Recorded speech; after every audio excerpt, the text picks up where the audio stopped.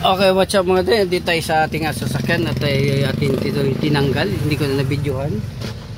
At ito ay kanyang cover. Ito naman ang kanyang makina. So ito ay minsan nawawala yung kanya, nawawala yung ikot ng motor niya. Kaya ito muna tayo dito. Ayan. So sabay linis na rin natin to. Ito pinakataas. Kasi ito yung pinaka switch nya. At saka yung minsan ay akala ng pasahero wala tayo dito hangin. Kaya yung pala, yung pan natin dito sa loob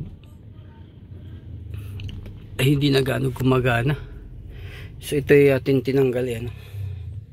Mag-DIY muna tayo mga dre sa ating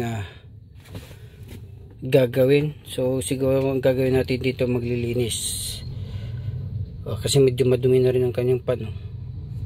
So gagawin natin dito ay ating linisin para maging okay naman ang kanyang hangin. Kasi kung doon na sa medyo sa harap mga dre ang ating yan ating gagamitin ay malayo na dito sa likod. Kasi medyo mahaba itong ating sasakyan. Yan. So ating gagawin ay mag-DIY tayo, lilinisin natin to at saka buksan natin to mamaya or hindi na. Kasi itong papatakbo sa kanya kasi baka siguro medyo maka na to. Madumi ang kanyang loob. Kasi umiikot na rin naman siya, kaya lang mas maganda na rin siguro ma-double check natin to. Para kung ano man ang takbo niya ay smooth ang kanyang pagtakbo. So ito mga dre, samahan niyo ako. So ito mga dre, tanggalin natin ito para linisan natin to.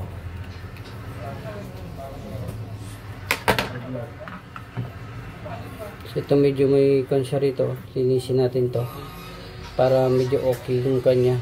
Hindi kaya lagyan natin itong ng oil ng makina para hindi yung hindi siya mag kasi, pero wag nyo ito basahin kasi ito yung makina niya. Atin nang sasabunan ito. Babrasin natin sa mga dre.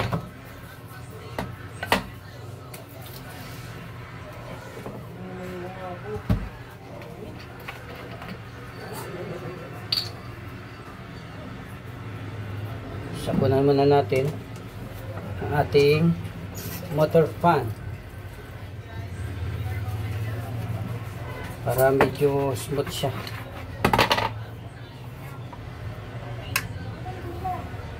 Kasi ito mga dre atin babrasin kasi magdumi na yan. Sa kala natin ay siyempre minsan din natin alam ay madumi na pala ang ating mga fan.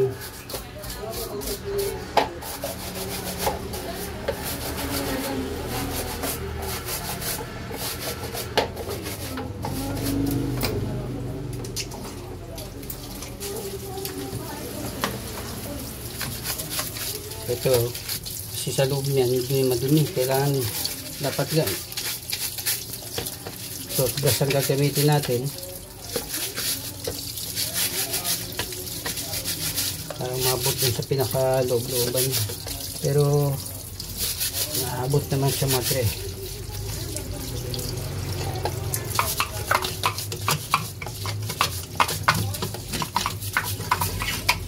Ito yung pala naman to, sipag at tiyaga.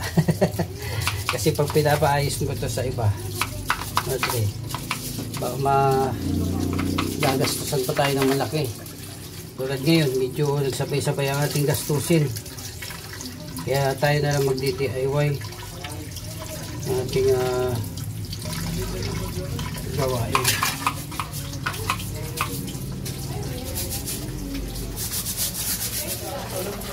Is nilinis pa yung ating makina. Ay yung blower pala itong mga dre, blower sa loob ng aircon. Ayan, medyo okay na. Nalinis na yung ating motor pan, pero try natin yung brush. Tayo mga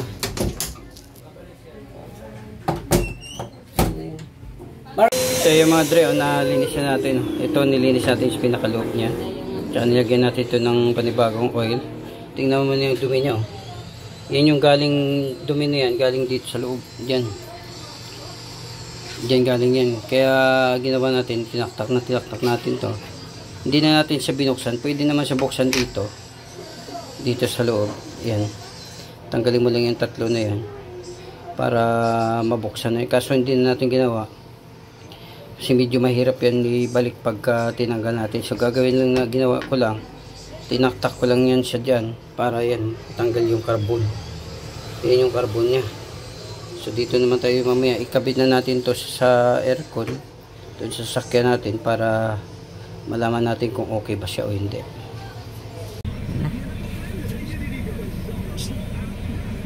Okay mga dre, balik na natin itong ating ginawa. Nilinis na natin.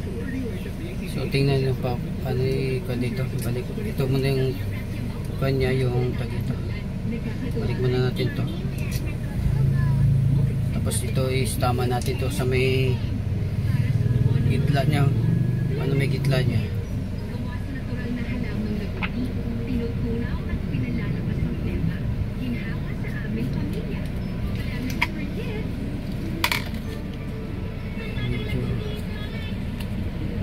Pag hindi mo siya tinama kasi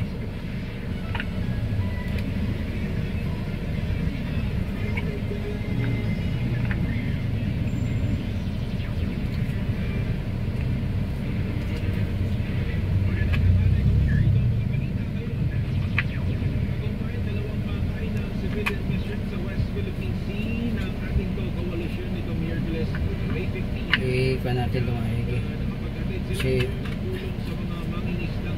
pag hindi mo kasi sa gano'n ayos siya nakapasok.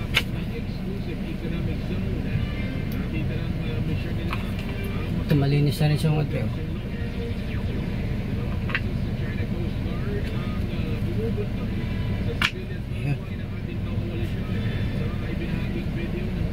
Pero hindi siya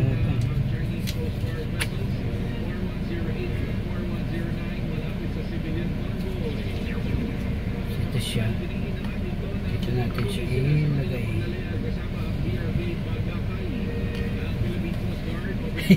Kaya pala ready ko maipasok. Baliktad pala. Sensya na ha. DIY kasi tayo eh.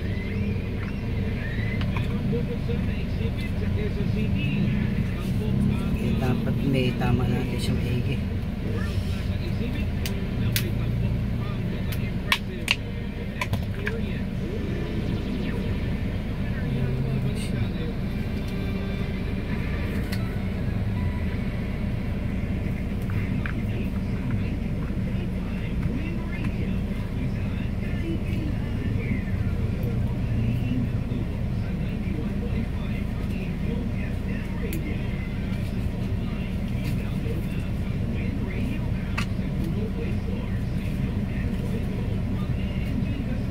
Yan, tumama na siya mada.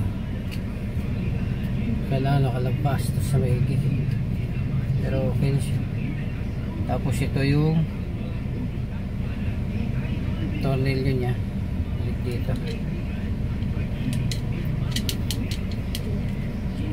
Pinatanggal ko lang naman dito mga dre. Lice. Ito lang. Huwag mo lang siya higpitan na tuto. Yung natural lang.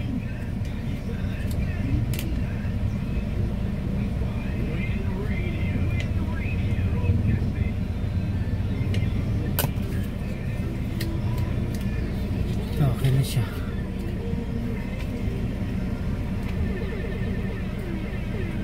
Tapos mo naman. Dito sa babalik na natin dito sa ating dito sa may motor pa ng ating aircon dito sa loob. Ibalik natin. Yan. Ganyan lang naman sa mga sasalpak mga siya. Tatlo lang naman yung tornilyo niyan. So unahin natin dito sa kabila. Ayan o. Ayan siya. Higit ko lang siya dyan. Tapos ito may wire siya rito. Ilagay mo lang siya dito. Sabit mo siya dito.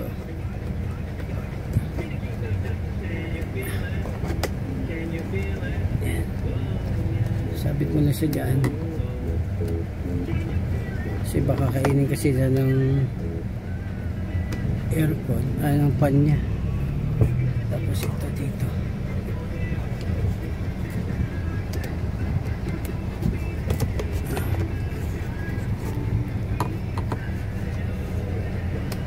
ayun si madre.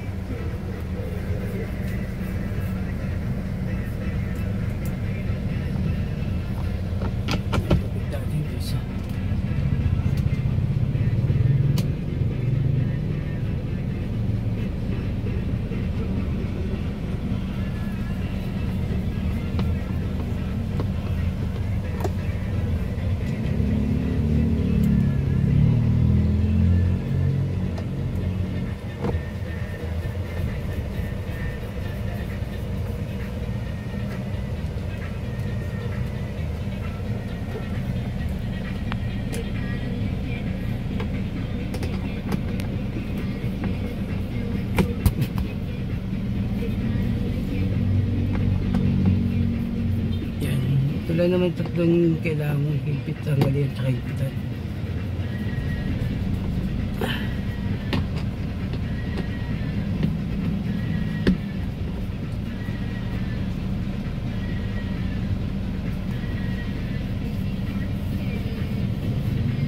Tapos ito pa uli mo na to kasi may kakabit ka pa rito sa gitna niya. Ito tsaka ito pa naka ground niya. Ayan o. Ayan po, simit mo na siya dyan.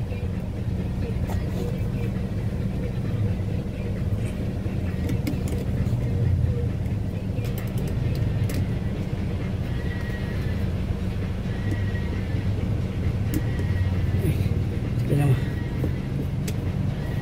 Pause mo muna.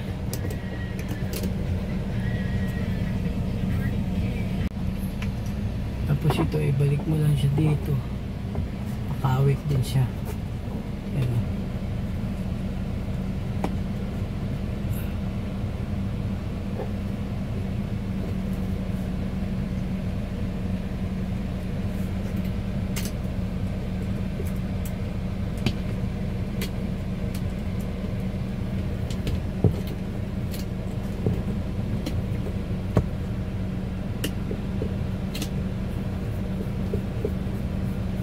Kasi dito may mga lock dito eh, no? Ayan, nakikita nyo yung lock. Ayan, kailangan magtama yung lock nya dyan.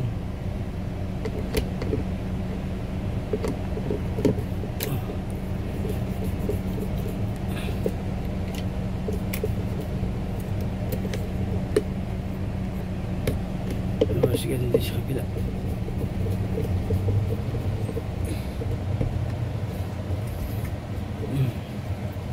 Siguraduhin yung mga drain na medyo mahigpit din siya para pagka hindi siya tapos ito ikabit nyo rito dito. Siguro naman nasundan nyo yung ginagawa ko. Narinig nyo yan? May ano, mandar na siya. Narinig, makita yung mga dry ano. So ito dapat hindi siya umandar, di ba? Ito yung kanya. Ayan. Off natin, mamatay siya. Ayan, di ba hindi siya umandar? Kung nakikita nyo siya, pero pagka pinandar mo, ikot na yan. Ayan, di ba? Yun, lumakas na yung kanyang aircon. Ayan. So siguro mga dre, hanggang dito na lang ating pagbablog at sana nasubaybayan nyo ang aking pag DIY sa paglinis ng ating air filter at saka yung pan dito sa loob ng ating sasakyan sa Avanza na bago. Maraming salamat mga dre sa pagsubaybay nyo. Don't forget na rin sa pag-subscribe sa aking channel at sa pag-share sa ating mga kaibigan o sinuman para may makukuhanan sila ng kanilang idea kung paano din kanilang linisin ang kanilang aircon dito sa loob. Bye bye!